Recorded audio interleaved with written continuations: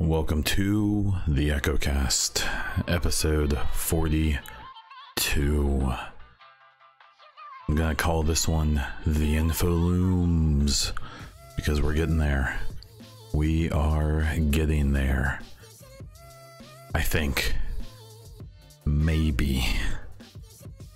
I can't really complain. This was actually a pretty active week with information, and let's talk about it. So, content updates.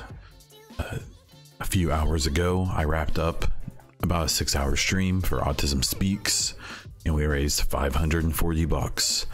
I think that's pretty awesome, and you should too, or whatever. But seriously, it was a lot of fun. It was cool. I just had some stuff going on. Couldn't knock out the whole 12-hour stream like I did last time, but I'm super pumped about that. 540 in 6 hours. It was really actually in about 4.5 hours. So it was great. So everyone who showed up, thank you. If you couldn't, no problem. I would love to do more stuff in the future, and just keep an eye out. Giveaways. So giveaway coming soon.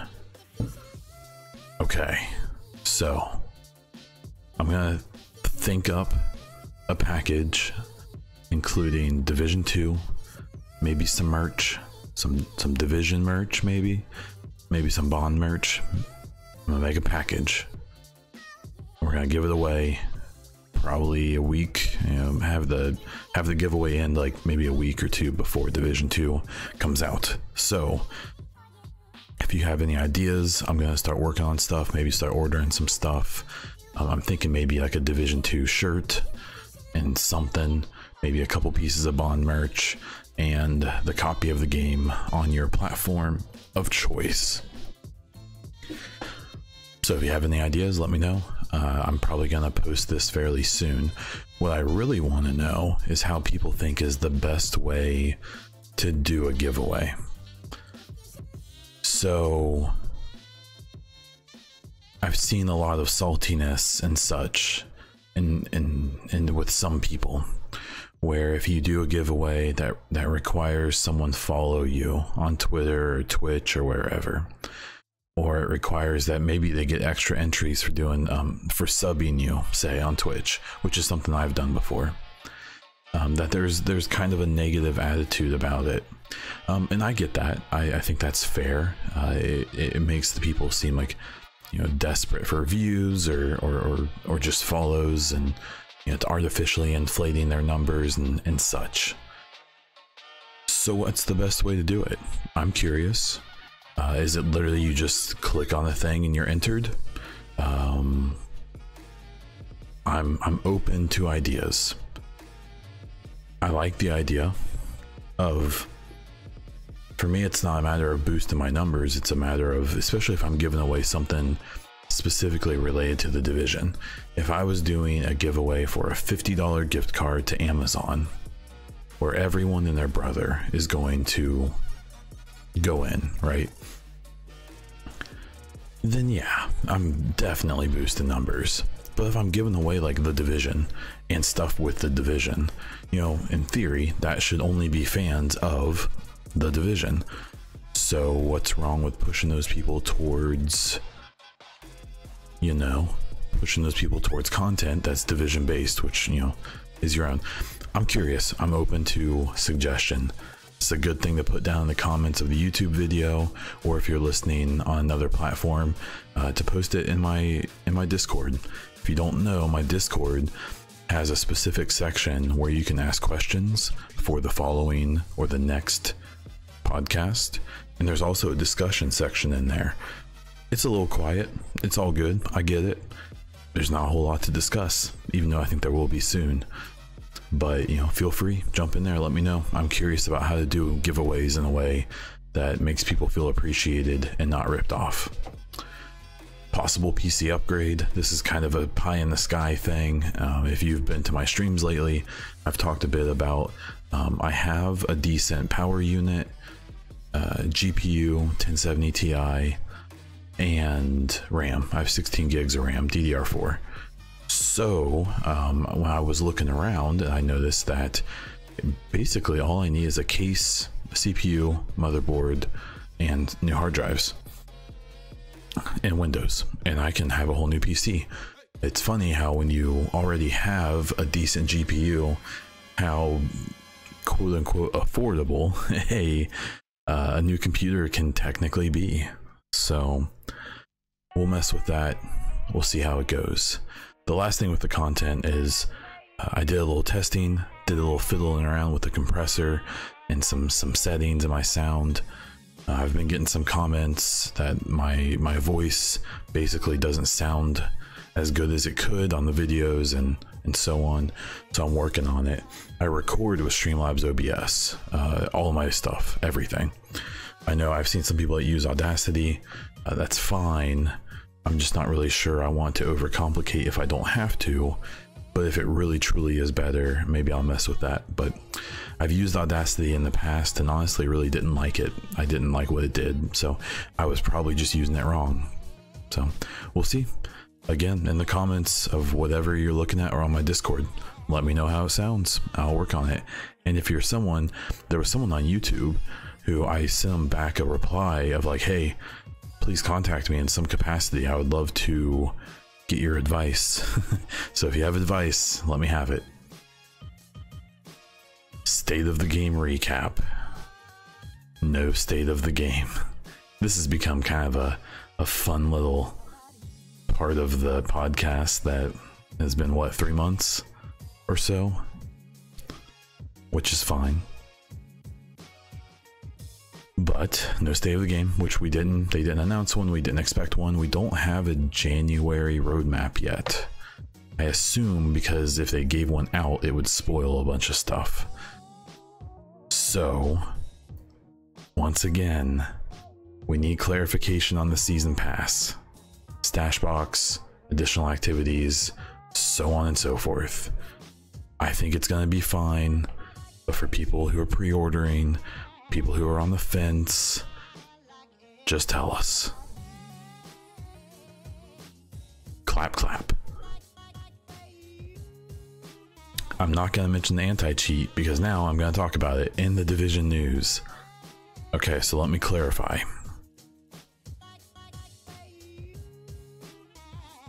Easy anti-cheat was rumored by SkillUp a couple days ago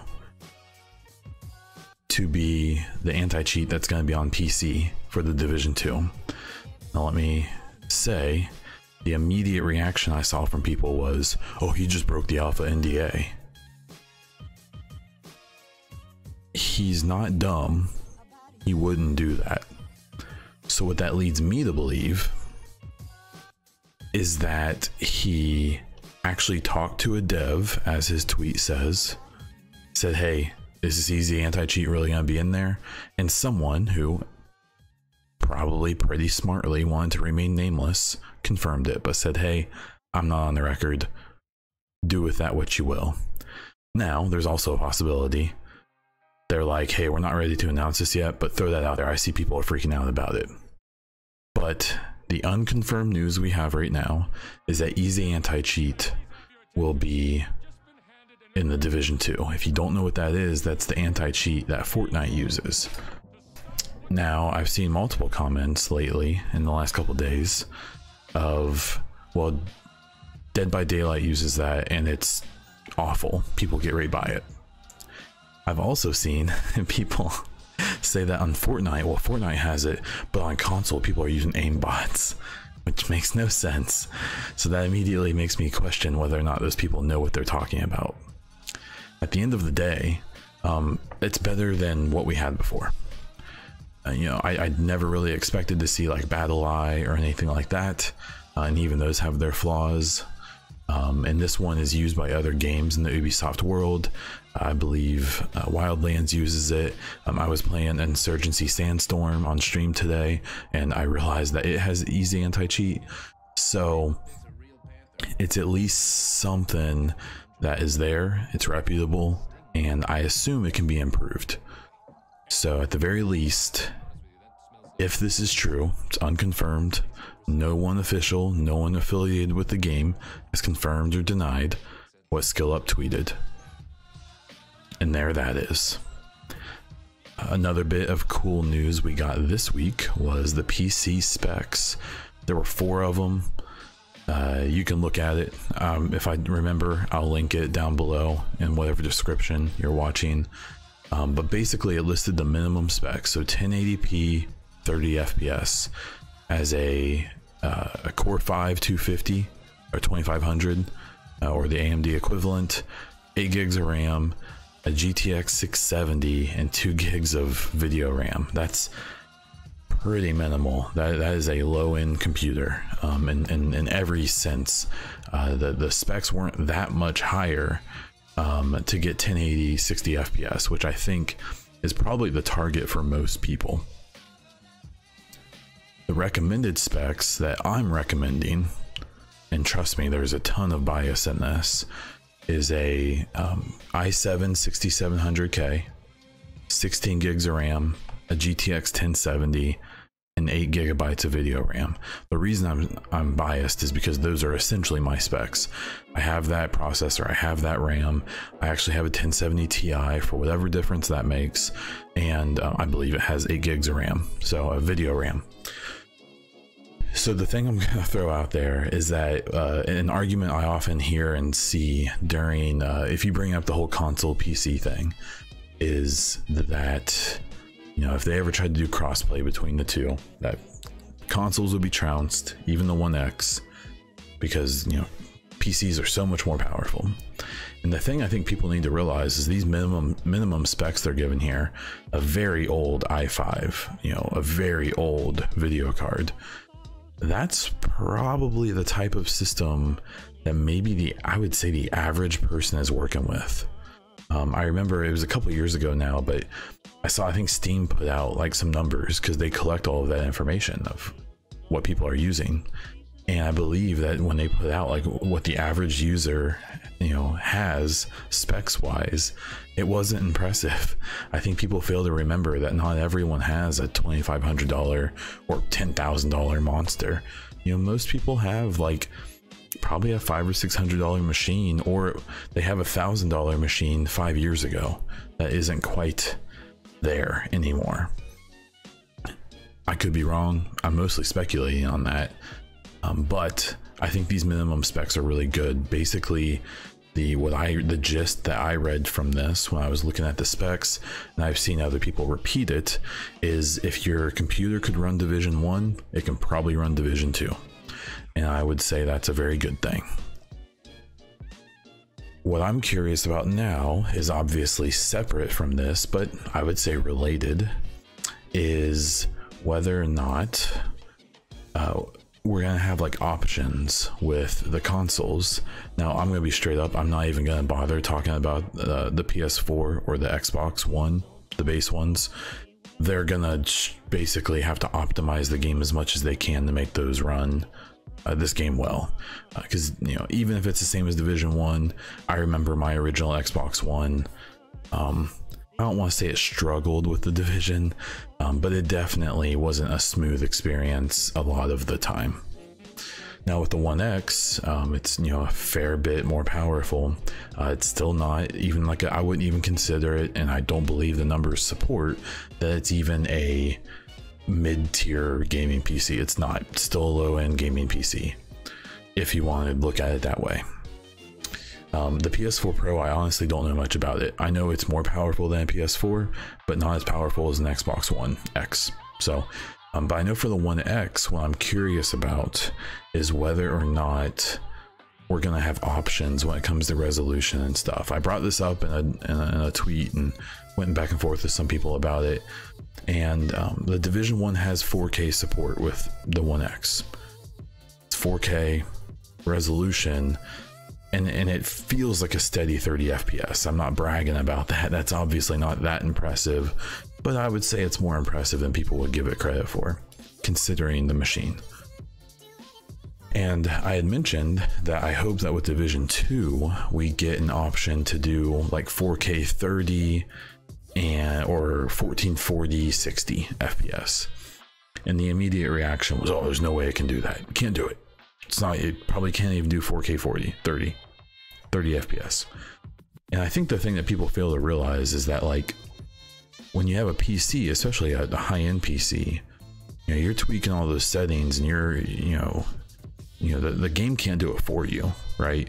Because your PC, even if you have essentially the same stats as someone else, is a different PC. It's built different.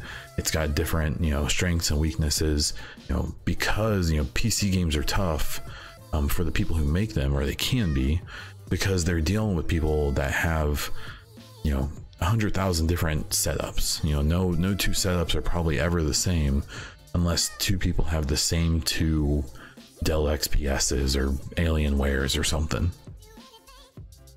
With console, they know exactly what they're working with. They can sit in the studio with a 1X hooked up to, a dev machine and tweak this. And if it works, they know it's going to work on every single 1X. They can tweak this, and if it doesn't work, it's not going to work on every single 1X. So what I'm getting at is that I really genuinely believe that 1080p 60 FPS is absolutely attainable. I genuinely think, from looking at some of the stats and stuff, I wouldn't be surprised if 1440p 60 is attainable with the proper optimization. You're not going to have everything that the equivalent PC would have. I'm just curious. I would love the choice, because as cool as 4K looks on the 4K screen I have, I'd be perfectly happy with 1440p at a higher resolution or at higher frames. Just for some extra smoothness and stuff like that on the Xbox. But we shall see. Another bit of news we got was that Epic was picked over Steam to distribute Division 2. The first thing I'm gonna throw out that I think people have missed or don't care about or didn't care to consider is that it's still gonna be on Uplay. And I assume that if you buy it on Epic, the Epic Game Store, it's going to just open up Uplay and play it. So, the concerns I saw about this was that people were, well, Steam has regional pricing, Steam has a reasonable return policy and things like that. People were worried that Ubisoft essentially picked Epic because they wouldn't be able to return the game so they can make more money. Obviously the profit sharing deal is way better with Epic because they're trying to hurt Steam. And then the regional pricing. Well, in the last couple days, Epic has made substantial changes in their policies, and now they have regional pricing, and they significantly changed their return policy, and it looks like it basically mirrors Steam or any competitor. The only thing left I've noticed is that I guess there was more than a couple people who had like Steam credit saved up or had Steam. I saw someone said they had a Steam gift card, which, like, that's definitely a bummer. I get it. But like, why? I don't know. I don't understand. I'm also not, I don't have any loyalty to Steam. I used it the day it was released, back when I played Day of Defeat and, all of those fun games.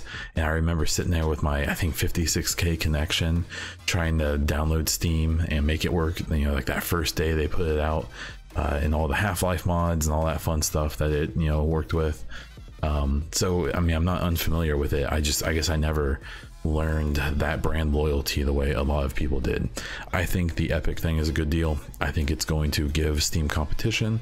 I've heard that there's a lot of studios who don't care for Steam because of the amount of money they take from sales, and that they, since they're kind of the only dog on the street, even with all of the different companies putting out their own hubs or whatever, that now they probably have some legit competition from Epic. And at the end of the day, competition's good, whether the previous top dog likes it or not. It happens, and at the end of the day, it tends to make companies better. A little tidbit I think is really interesting is, now that Bungie has left Activision, I would say there's like a 99% chance that we see Destiny 3 and any further Bungie titles come out on the Epic Game Store. I would not be surprised one bit if that's what happens. The last bit I have here is about the Extremis Malice issue 1, the Dark Horse comic for the Division. They're putting out 3 issues before I think February, and I think one comes out right before Division 2 releases. That tells a story of Caleb Dunn, or Dooney, I'm not sure how you would say his name, who's a second wave agent who you're introduced to. I won't go into the story, I'll let you read it. What I will say is that I really enjoyed the comic a lot. I read it within 10 minutes of it coming out. Really enjoyed it. I think that the lore they included was actually really neat. You can tell that Dark Horse did their research. There were lots of little details in the comic that kind of made me smile when I noticed them, and there's some appearances too that I think in this first issue you'll really enjoy, and maybe I hope that there's more in the second and third. I'm under the impression that by the third, Caleb's supposed to end up in DC.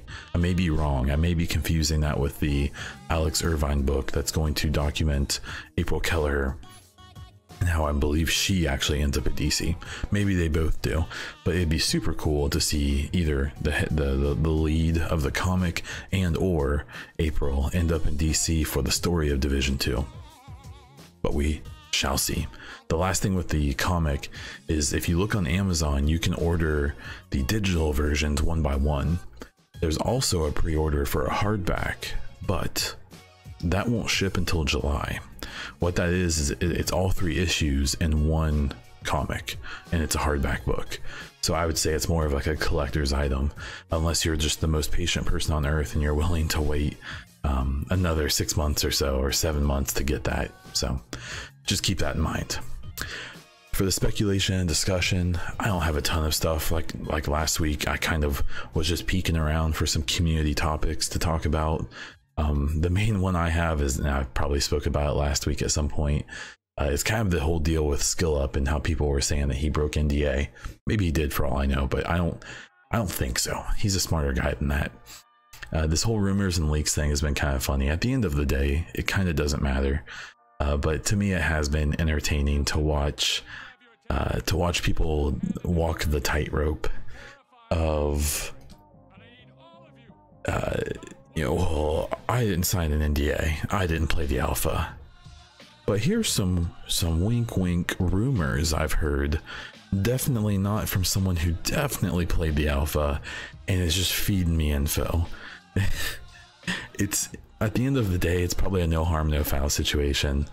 I highly doubt they put anything in the alpha that they didn't assume would leak out eventually. But I kind of just wish that people would at least try to mask it a little bit, I'll give some people credit. I've seen some people just straight up, there was a video I saw on YouTube where a person straight up was like, I'm allowed to post this due to this law in this blah blah blah, and it was like, it was so funny because you could tell the person like they know they aren't supposed to be putting this information out. Like, they're fully aware, but they found, someone on the internet told them that there's this regulation that says that they're allowed to. At the end of the day, it's not hurting anyone. I just think I'm curious to what it's gonna look like for the people who are kind of walking this tightrope once everyone has the info. The biggest issue I had with a lot of the quote-unquote leaks about the alpha was how much of the information was wrong or was just incorrect. The problem being is that if you yourself don't want to break NDA, you can't comment, because the only way you can comment is by confirming or denying NDA'd material. So the rumors and leaks thing has been kind of funny. I'm sure it's kind of frustrating for the people involved with the game. Again, I highly suspect they weren't ignorant to the idea that stuff would get out. But yeah, it's interesting, and that's okay. On that topic, I think it's interesting to see that there's a lot of rumors, and I only talk about this because I haven't seen anyone actually like give me any indication they've gotten this from like a leak, but there's a lot of people who are just throwing out there that the embargo ends on the 17th. Everyone's so sure about that. And what I'll say is I haven't really pressed anyone. I'm in this weird spot where like I know people who have this information, but I don't want to be that guy. I really don't. I've really tried to be like, you know, from going to the Star Player event at E3, and you know, I've met people who I could hound and annoy with these questions, but I would like them to not hate me, so I don't.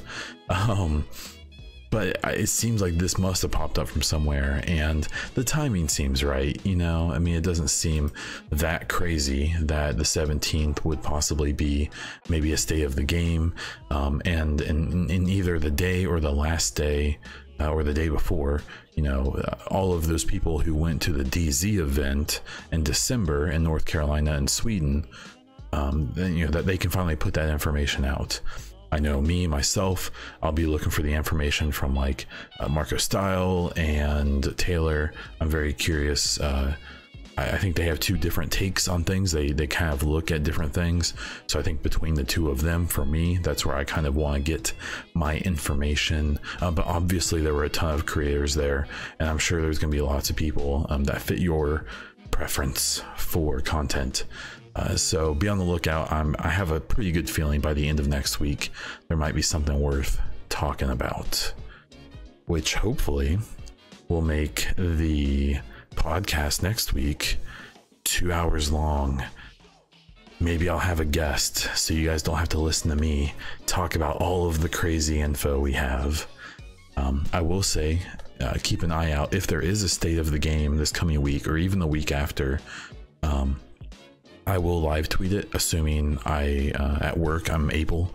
If I have that hour or 30 minutes off, I can eat lunch around at the time that they typically have the state of the games, so I can take lunch and I can live tweet. So I know a lot of people can't listen or watch the state of the game live, and I have a feeling it would be useful if people want my take on it. I try to leave opinion and stuff like that out of it. I save that for later, and I'm sure I'll make some videos if we do get some stuff. So I do my best to just give you the info that they're spitting out. So yeah, I think that's going to be the podcast this week. I don't really feel like just rambling on this time, so this one actually might be a bit shorter than some of the other ones, but I highly suspect that here in the next few weeks and especially months, that's gonna change, and I can't wait. Please comment on the YouTube comments or leave a review on iTunes. Both of those things help me a ton. If you're on YouTube, also be sure to check out my other videos. I've been trying to make 4 to 5 minute videos that wrap up new topics and then give my opinion on them afterwards. If you have any questions for the podcast, make sure to ask on Twitter or Discord. The links to both of those should be somewhere on the page you are looking at. The Echo Cast is on Anchor, iTunes, Spotify, and YouTube. You can support via Anchor as a supporter. It's kind of like Patreon, or on Twitch through subs, bits, and tips. If anyone's still listening, I highly suggest tips. If you want to give bits or whatever to someone who streams and things like that, bits don't make sense because Twitch takes some of your money before it even gets to the streamer. Tips, a lot more of it goes to them, and I bet they'll appreciate it a whole bunch more. But I bet they'll appreciate anything, just as I do. If you want to find me on Twitter, YouTube, or Twitch, I am Bondiesel. If you want to find me on Instagram, I am Bondiesel_Twitch. That's what I've got this week. And how about until next time?